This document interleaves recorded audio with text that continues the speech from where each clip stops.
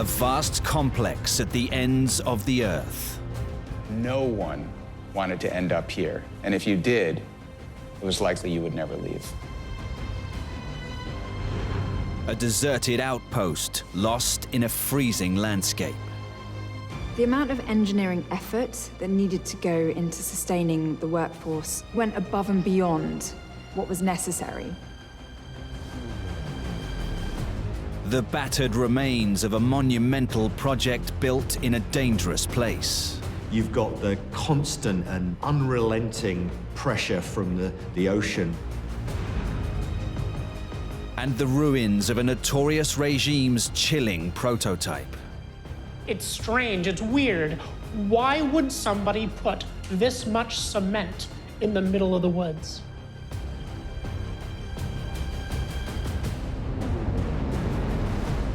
Some are engineering marvels now abandoned. Others are ruins shrouded in mystery. Within these decaying structures are the echoes of history. Some are associated with dark times, but they also remind us of human ingenuity and endeavor. Each haunted shell is ready to be unmasked to tell its own unique story.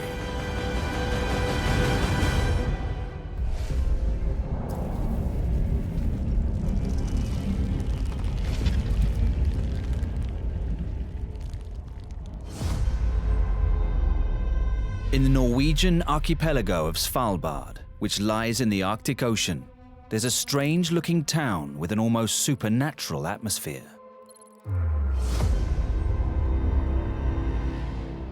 To find something on this scale, it's amazing.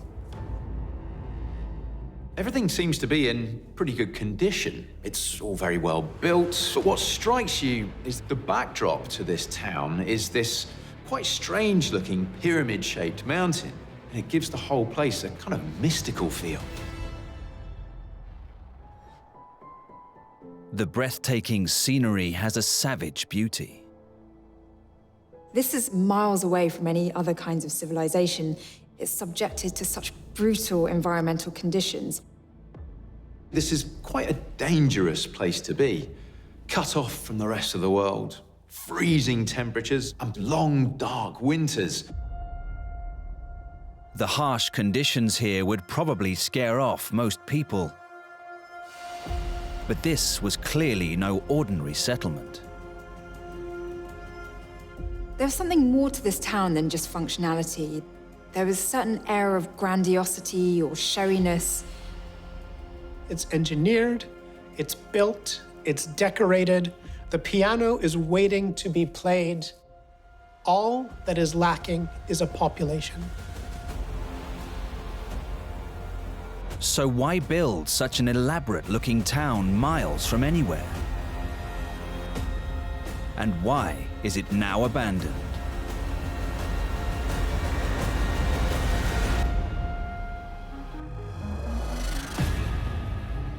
For almost a century, the islands of Svalbard have been a part of Norway. But almost everything on show here suggests a foreign country was actually in control.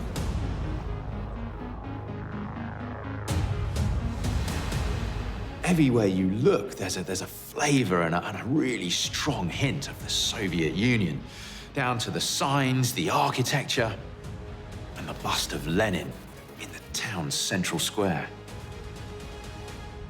It's astonishing to see the head of Lenin still looking boldly across a town, just as though the Berlin Wall never fell. Named after the strange-shaped mountain that looms over the buildings, this is the Soviet town of Pyramiden.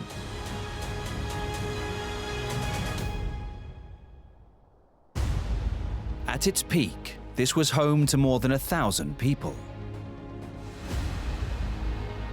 Today, just a handful of volunteers like Galina Nosichenko tend the site. But in fact, they're not alone. It's strange for some people and can be scared for some, very interesting, very curious for others. Even though the people have left, the town often sees some quite dangerous visitors. Now it's kind of danger with polar bears, and now it's more than before, because mostly it's quiet and it's better for polar bears to come here. It's easier. So what was it that made people come all the way out here to live? In the beginning at least, the answer lay underground. Coal. There were lots of countries that were interested in this place because of the coal. But when you weighed up all the options, many people thought it wasn't worth it. But the Soviets felt it was. It's such an incredibly inhospitable environment to live in, let alone mining. How do you create a settlement there and turn a profit?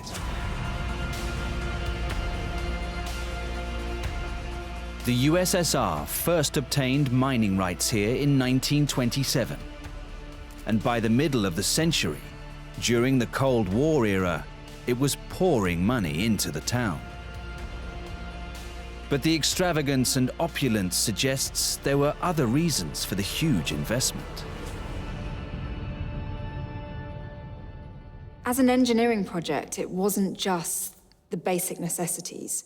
There was a level of luxury to this place that suggested that there were other reasons for being here. They don't only bring coal mining equipment and sheds. They build first-rate accommodation for everybody. They make it so that it's easier to live at this mining station in Svalbard than it is to live in the USSR itself. They put a lot of stuff for culture life and for sport life also, as a swimming pool, as culture center, as sport field inside culture center. It was very nice for people. Located over 700 miles from the USSR, the excellent facilities here were far superior to any other mining town behind the Iron Curtain. The coal, then, was not the only reason the Soviets were here. Some people believe that there was never enough coal there to sustain a prosperous town and community, and that in fact its real purpose all along was to gain a foothold in the West. During the tense standoff and stalemate of the Cold War, the Soviets were looking for any opportunity to gain access to the West. Since the expansion of the communist territories after the Second World War, mistrust between Russia and the USA was at an all-time high. It was an ideological war, where both sides raced for nuclear and technological superiority. Throughout the world, the two superpowers began exerting their influence over smaller countries, like Svalbard, that might be used for espionage or as a launch base for nuclear missiles. Knowing that an all-out war would lead to nuclear oblivion, the battle for political influence over these proxy countries became a key battleground in the Cold War, as both sides sought to convince the world that their very different political systems were superior. But this place wasn't built for spying or for the military. This was something different. This was an opportunity for propaganda, an opportunity to showcase to the West, in the West, how communism actually worked. Building a showpiece city in Svalbard meant that on Norwegian territory, in a place theoretically visible to the entire world, everything that was the best about the Soviet Union could be put on display. While the money and support lasted, Pyramiden was a beacon of communism. But when the Iron Curtain finally lifted in 1991, reality began to bite. The original threat caught up with this place. To get to the lucrative coal, you had to dig deeper, and it just wasn't worth it in the end. The mine was already in a slow decline then, when a disastrous event involving many of the town's citizens came to speed its end. Tragically, in 1996, a plane flying from Moscow crashed on descent to the island. Searchers say wreckage is spread across the top of Opera Mountain, and there's speculation they may have been trying to keep below the cloud cover. In total, 141 people lost their lives. The community never recovered from this disaster.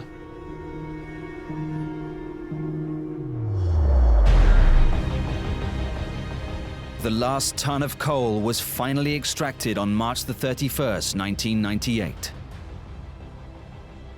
And the last inhabitants left the town for good. What Pyramiden shows us is that you can pour a huge amount of money into an engineering ambition, but if that engineering ambition doesn't support itself, it will eventually disintegrate.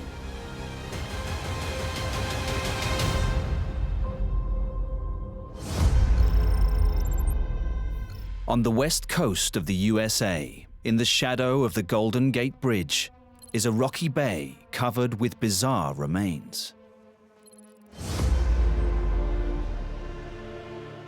You see this ruin here, you have no idea how old it is. If you were in the Mediterranean, you might think it dates back to the time of the Romans. This place is intriguing. At first glance, you just see these weather-beaten concrete foundations. The more you look, the more you see. It's clearly something that's been built in and around using the landscape as part of it. But why was that? This eerie debris extends beyond the cliff tops. Beneath the rocky shoreline, a series of basins emerge from the waves. This thing is huge. This is not just one little pool. This covers an area of about 2 acres. I mean, it makes you wonder whether it's something to do with ships, some sort of boatyardy type thing. Was it some kind of fish farm or an aquarium? What was it all for? And why would an area like this, right on the edge of the ocean, be chosen for such a huge complex? There was obviously a reason why they chose that location, that the sea obviously played an important role in this building. But building that close to the sea is always going to give you trouble. This coastline construction would have to face the full force of the mighty Pacific. But that was just one of the dangers it faced.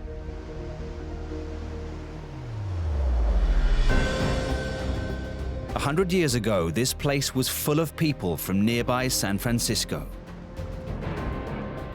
In the 19th century, the city was booming, and its growing population had money to spend on leisure and enjoyment. One businessman spotted an opportunity. Millionaire engineer Adolf Sutro bought the land known as Naiad Cove in 1881. Pacific coast near San Francisco is very rocky with high surf. Sutro noticed that there were a lot of tide pools, and the waves would wash up on the rocks and then flow down. That gave him an idea. What if he took some of these natural tide pools and connected them to a larger man-made pool? He could turn that into an aquarium. The first step was to build a basin to collect seawater. As local historian John Martini explains. This is where it all began, at the very tip of Point Lobos, furthest west point in San Francisco. The workers blasted away the tip of the point, and they created this basin they called the wave catch basin. A hidden tunnel carried that water using just gravity to a tank inland, where spectators could observe the sea creatures within it. But to construct something so sophisticated on the edge of a cliff would be a huge challenge. This was a very dangerous place to work. You're literally at the edge of the ocean. They could only work at low tide. And the elements weren't the only threat to this ambitious plan. One night, something washed up nearby that would endanger the whole enterprise, and that could have put an end to Sutro's dreams. We're inside the walls of the original aquarium. This collapsed section reflects the damage that occurred when a sailing ship loaded with dynamite wrecked on the point right out there. And shortly after midnight, it blew up with a monstrous explosion. A huge piece of the ship was sent sailing through the wall of the aquarium. With the site not yet completed, it could have been a disaster.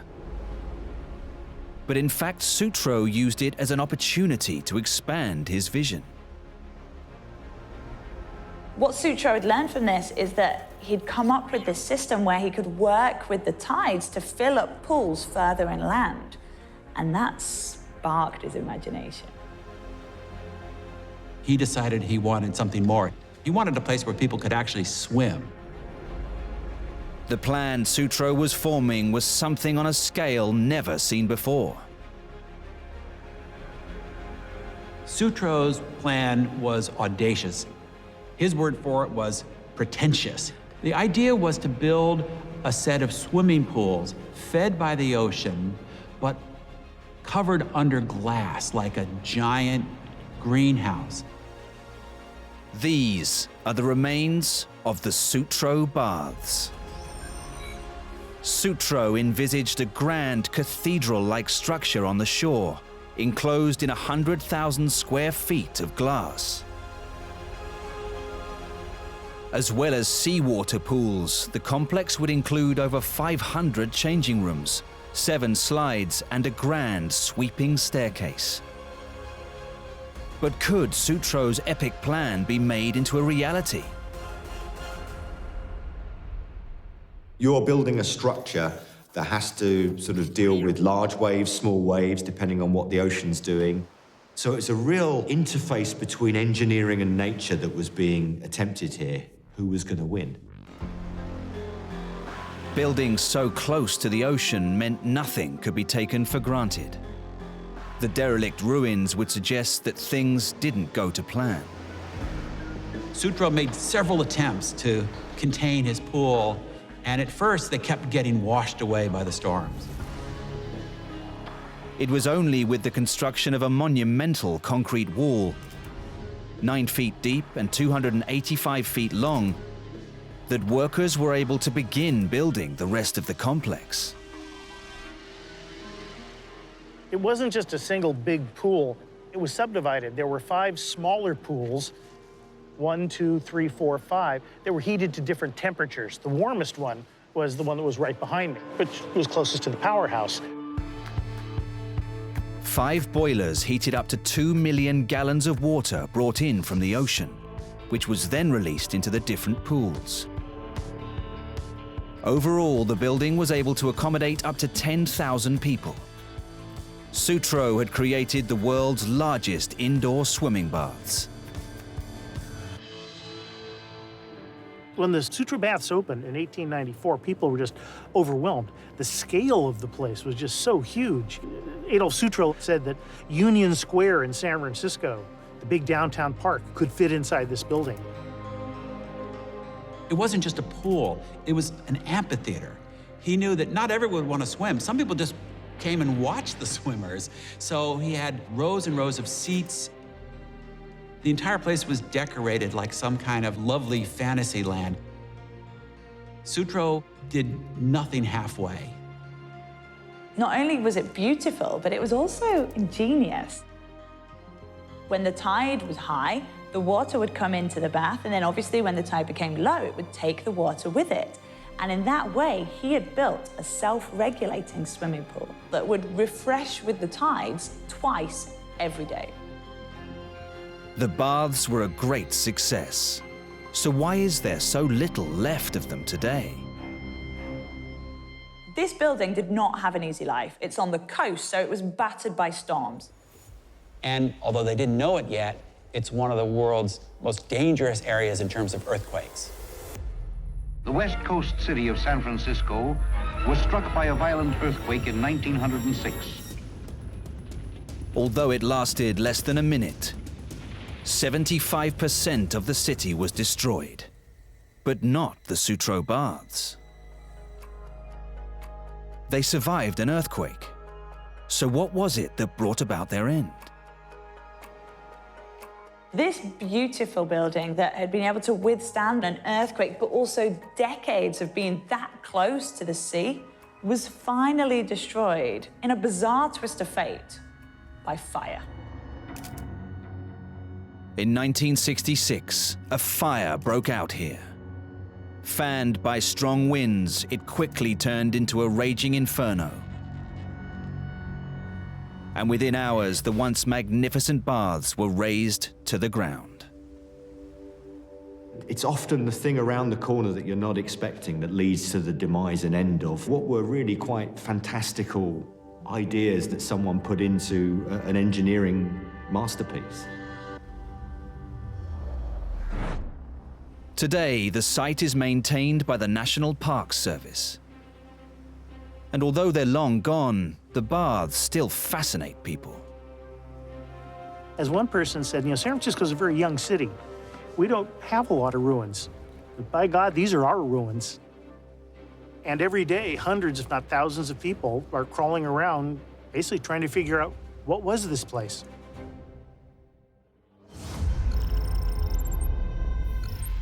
On the southern tip of Australia, on the island of Tasmania, is a collection of imposing buildings.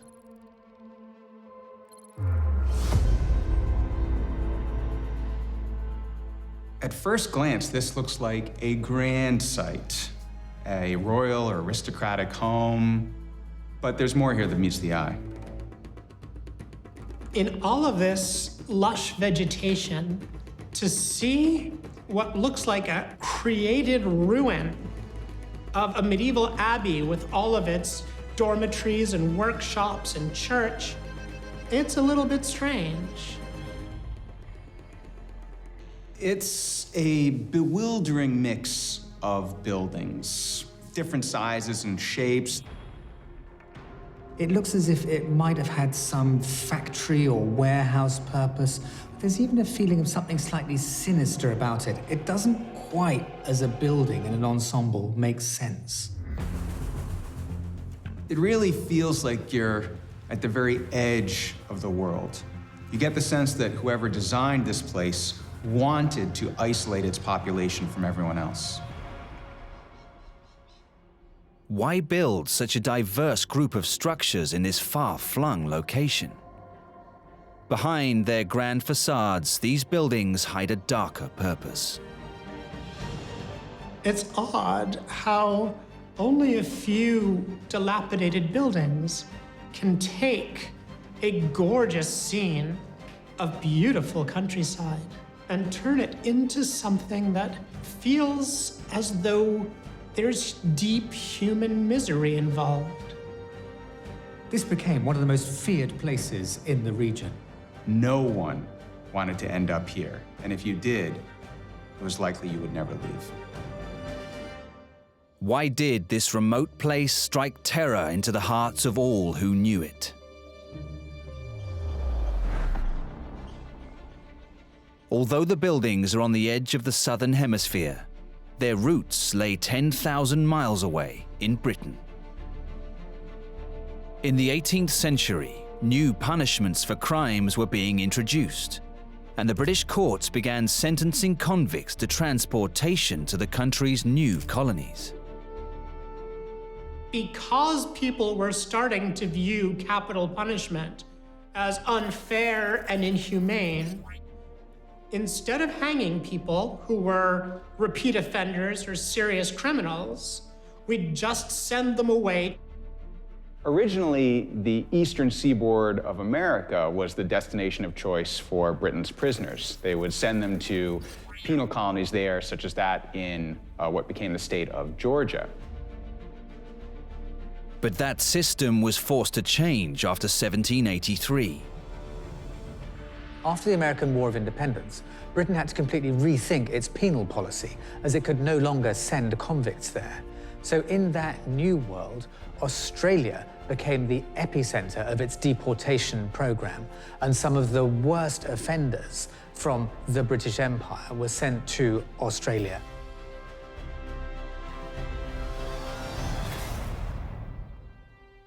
In 1770, British explorer Captain Cook had landed in Botany Bay, christening it New South Wales. Transportation to Australia began just 18 years later. And the authorities weren't exactly short of people to deport. The urbanization of Britain, especially during the Industrial Revolution, saw crimes, both petty and serious, sharply increase. Eventually, this new location would hold over 165,000 people from across the British Empire, becoming, effectively, the Empire's largest prison. Before long, penal colonies had been established all across this vast southern continent. And here in Tasmania was the largest and most infamous of them all, Port Arthur.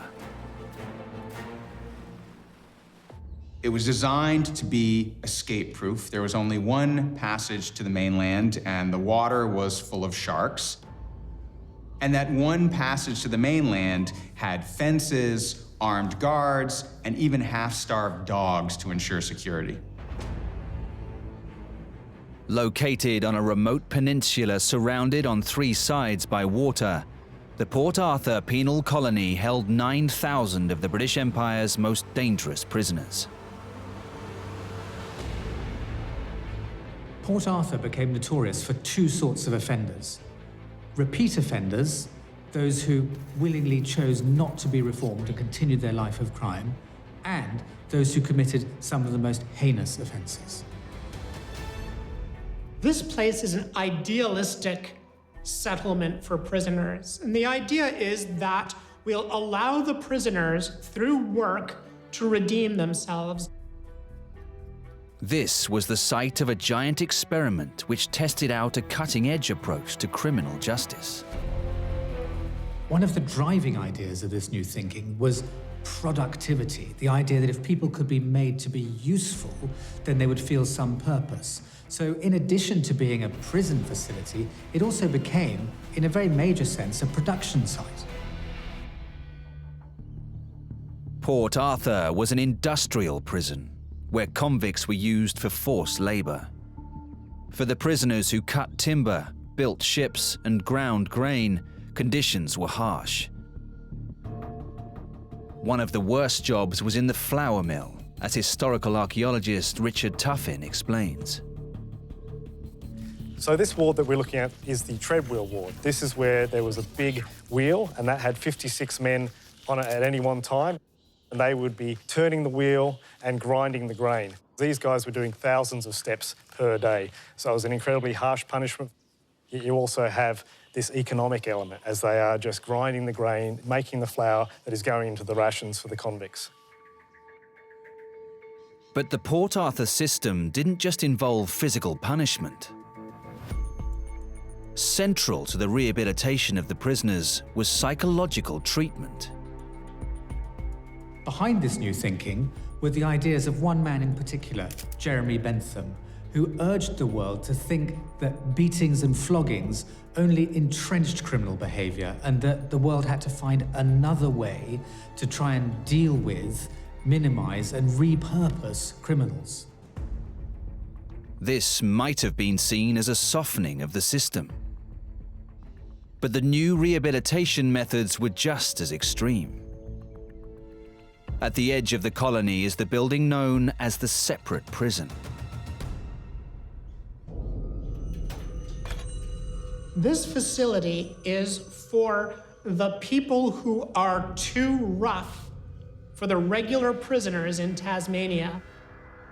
In this facility, the prisoners are kept under constant observation, in solitary confinement, in thick-walled cells.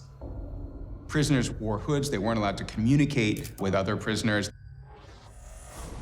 It was a psychologically brutal system.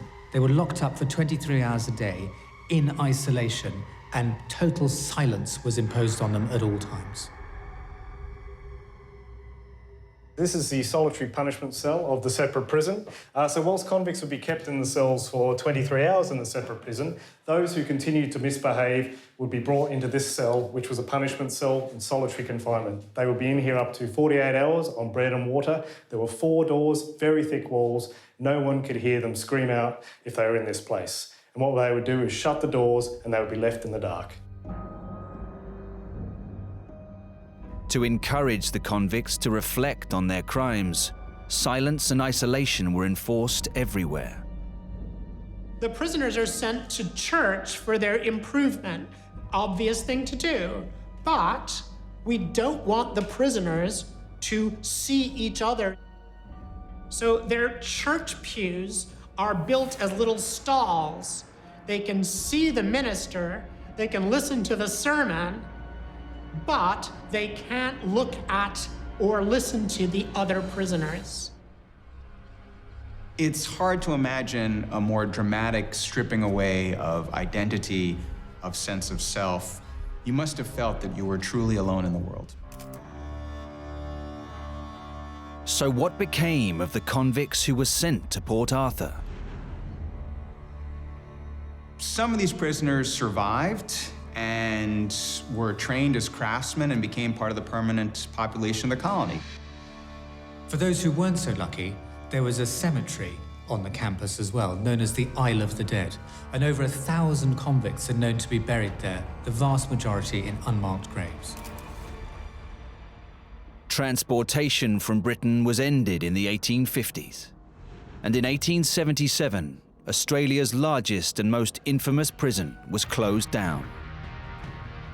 But Port Arthur quickly got a new lease of life.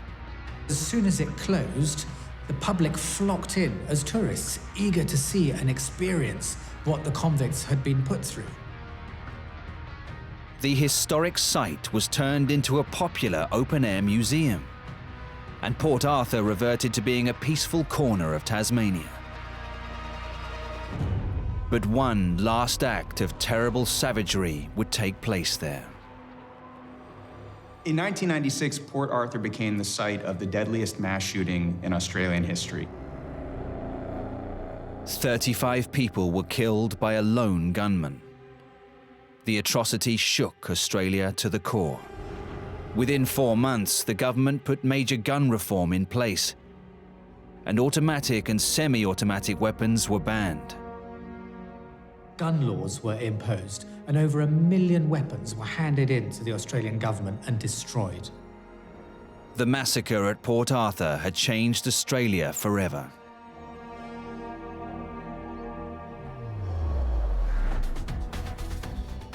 Today, it's one of Australia's most important historic sites. But the grim memories of the suffering that took place here remain.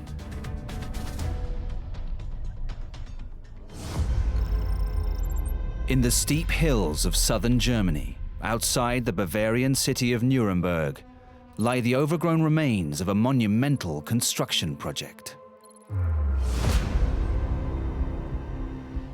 If you're going through an ancient, sacred forest, last thing you expect is for the woods to end, where someone has scraped away the forest and left almost no trees behind. The forest is littered with solid lumps of stone. If I saw this in a town, I'd think I was looking at the ruins of a building that had been demolished. What you're saying makes you think of ruins of ancient Roman or Greek cities that you might find in Asia Minor. What was once the agora or acropolis of a city. But this site has a dark past which is linked to an evil regime's epic plans. The layout of these blocks suggests that this was part of something that could be much larger. Does the unique situation of these structures hint at why they were built? They are dispersed over an almost vertical slope. When you stumble across them, you kind of wonder what the purpose of this stepped formation up a hill was for. It's strange, it's weird. Why would somebody put this much cement in the middle of the woods? The story begins 20 miles west of these neglected ruins, in Nuremberg, a city that was central to the Nazi vision of Adolf Hitler.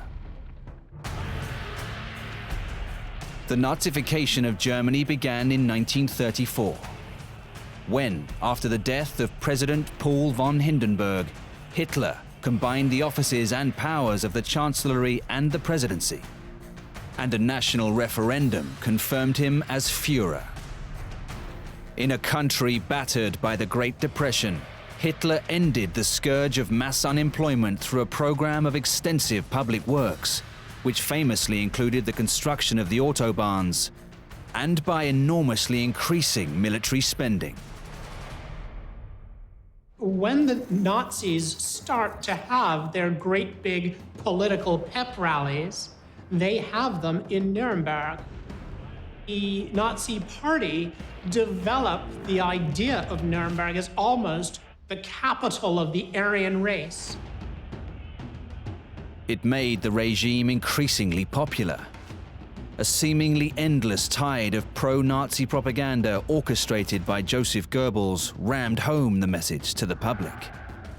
Slowly but surely, the insidious evils of the Nazi creed began to take hold of Germany. It was helped by the fiery oratory of Hitler himself, and the mass rallies which were held at Nuremberg became powerful and frightening symbols of Nazi might. Hitler loved his German history and as a German nationalist. By making Nuremberg the center for the Nazi Party rallies and days, he is hearkening back very, very directly to the First Reich, which lasted 1,000 years and which created the German nation. Nuremberg was the most important stage to present the Nazi Party. And it was the central cultic space for the Nazi movement. They wanted to show the whole world, and the Germans too, that they are a movement who can speak for the whole people. There's one leader, and the people stands behind him. To show the world that the Third Reich intended dominating Europe forever, Hitler ordered a complex of grand edifices that glorified the Nazi regime to be built. The final building was to be a national stadium of truly epic scale. The ambition for this project was to create a massive auditorium space that could house 405,000 people. This was going to be a stadium as big as the 4 largest stadiums in the United States today. No stadium in the world has ever been as big as this new German stadium was going to be. But first, it had to be built. The vast scale of the Deutsches Stadion, or German stadium, would be a challenge for Nazi architect and close ally of Hitler, Albert Speer. To be able to create a structure like this was a real statement of power and dominance and authority.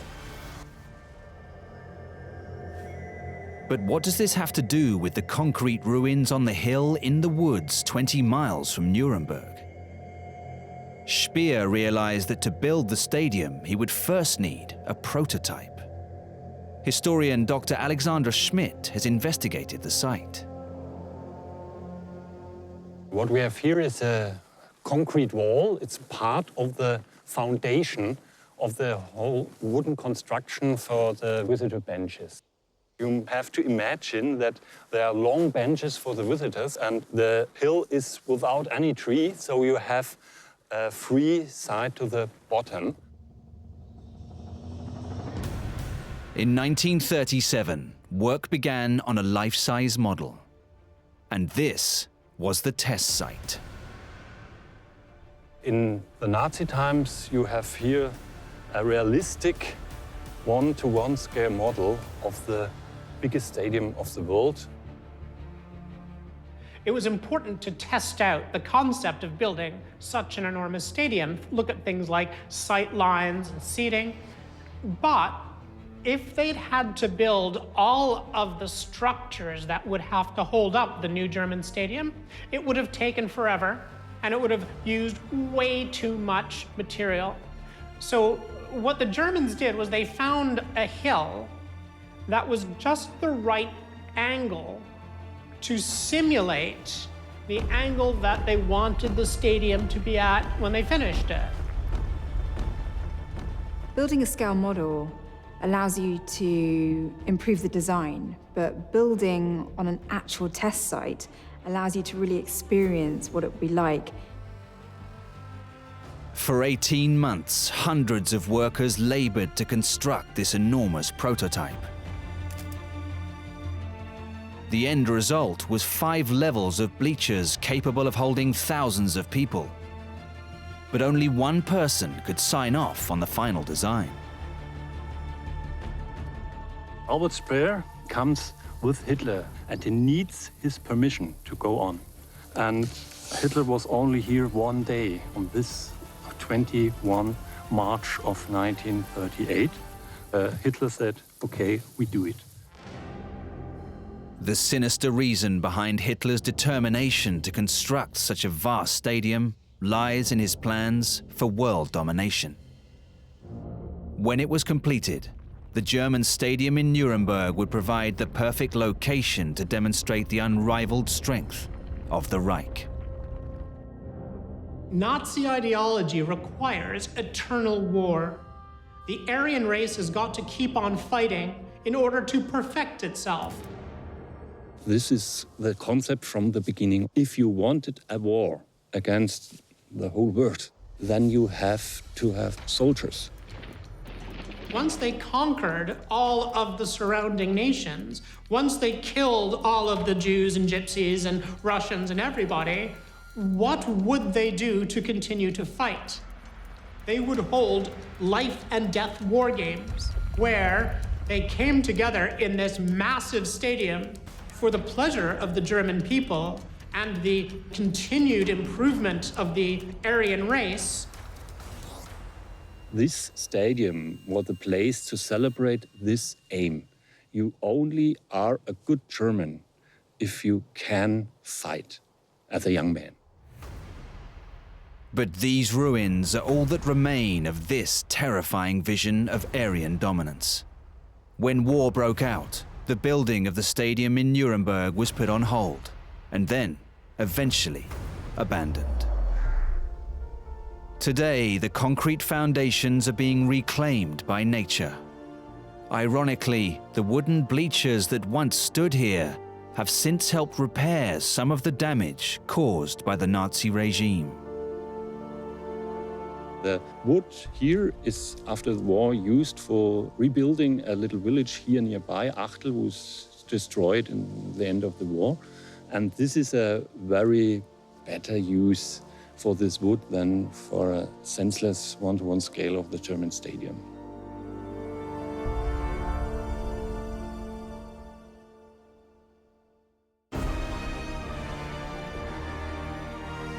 Now they lie abandoned, but once they were the cutting edge of engineering.